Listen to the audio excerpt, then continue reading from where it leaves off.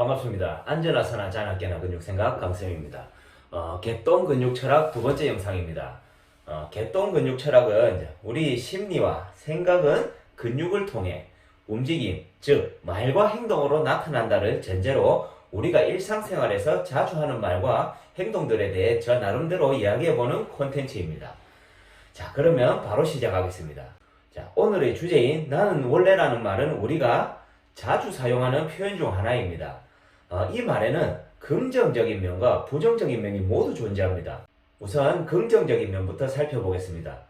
긍정적인 면에서 나는 원래는 우리가 가지고 있는 선호나 성향 등을 표현하는 데 사용됩니다.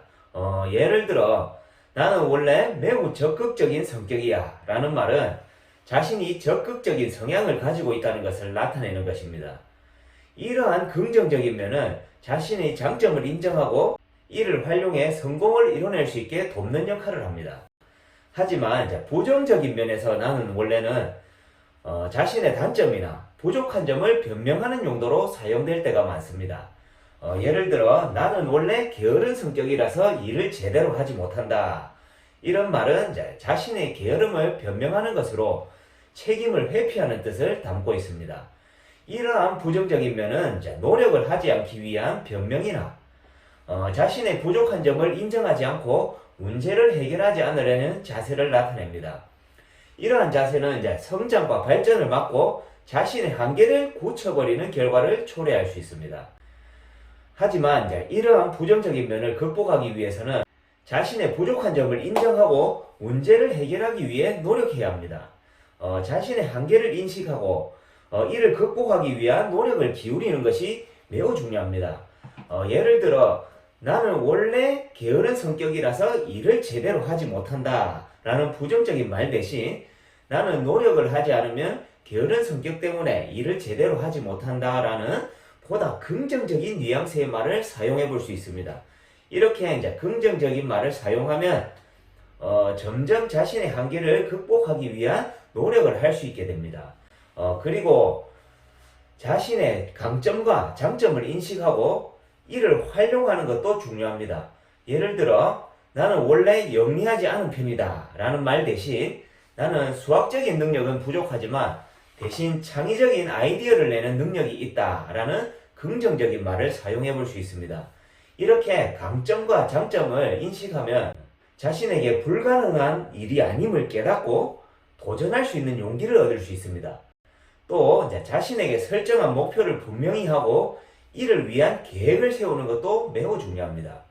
목표를 분명하게 설정하면 자신이 달성하고자 하는 것이 무엇인지 명확해지고 그에 따라 계획을 세울 수 있습니다. 이렇게 계획을 세우고 거기에 맞게 노력하면 자신의 부족한 면을 극복할 수 있을 것입니다. 게다가 주변의 지원과 조언을 받는 것도 중요합니다. 가족, 친구, 동료 등 주변 사람들은 우리의 강점과 장점을 인식하고 부족한 면을 보완해 줄 수 있습니다.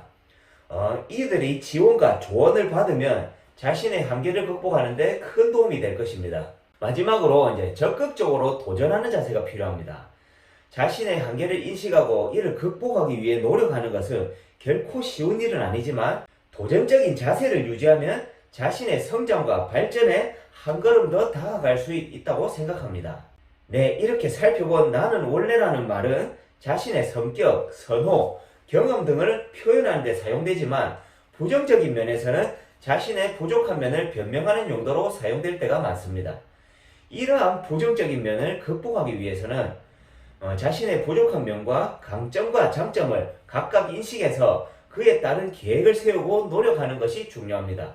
또한 주변의 지원과 조언을 받아야 하며 적극적으로 도전하는 자세가 필요합니다. 이러한 노력과 도전적인 자세를 유지한다면 자신의 한계를 극복하고 성장과 발전을 이룰 수 있습니다. 이렇게 나는 원래라는 말에 대해서 살펴보았는데요. 제가 지금까지 언급한 내용과 비슷하겠지만 우리의 부정적인 태도를 극복하는 데 도움이 될 수 있는 몇 가지 방법을 조금 더 살펴보겠습니다. 첫째, 자신에 대한 긍정적인 태도를 유지하는 것이 중요합니다.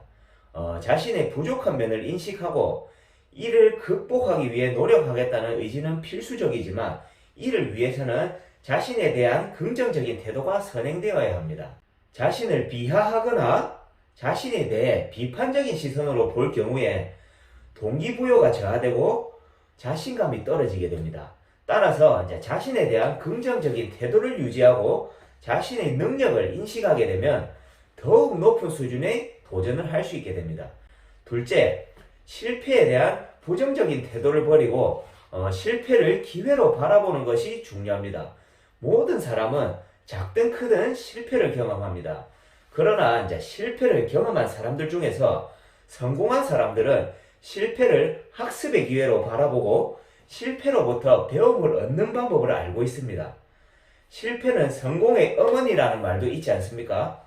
이렇듯 실패에 대한 부정적인 태도를 버리고 실패를 기회로 바라보면 자신의 부족한 면을 극복할 수 있는 좋은 기회가 될 수 있습니다. 셋째, 자신의 부족한 면을 인식하고 이를 극복하기 위해서는 능력을 향상시켜야 하는데요. 이를 위해서는 지속적인 학습과 발전이 필요합니다. 즉, 새로운 기술이나 지식을 배우고 이를 실제로 적용해 보면서 자신의 능력을 향상시키는 것이 무엇보다 중요합니다. 넷째, 부정적인 면을 극복하려면 인내와 꾸준한 노력이 필요합니다. 그러나 이것을 위해서는 어느 정도의 희생과 노력이 필요할 수 있기 때문에 이를 인지하고 본인에게 필요한 자원과 지원을 확보하는 것이 중요합니다. 만약 자신이 어려움을 겪고 있다면 지인이나 전문가와 상담하고 도움을 받는 것이 필요합니다.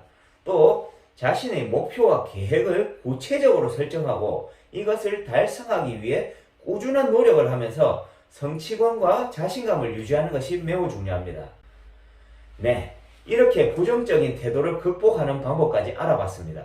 그러면 마지막으로 저에 대한 이야기를 조금 해볼까 합니다. 저는 평소에 나는 원래라는 표현을 절대 쓰지 않는데요. 거기에는 몇 가지 이유가 있습니다.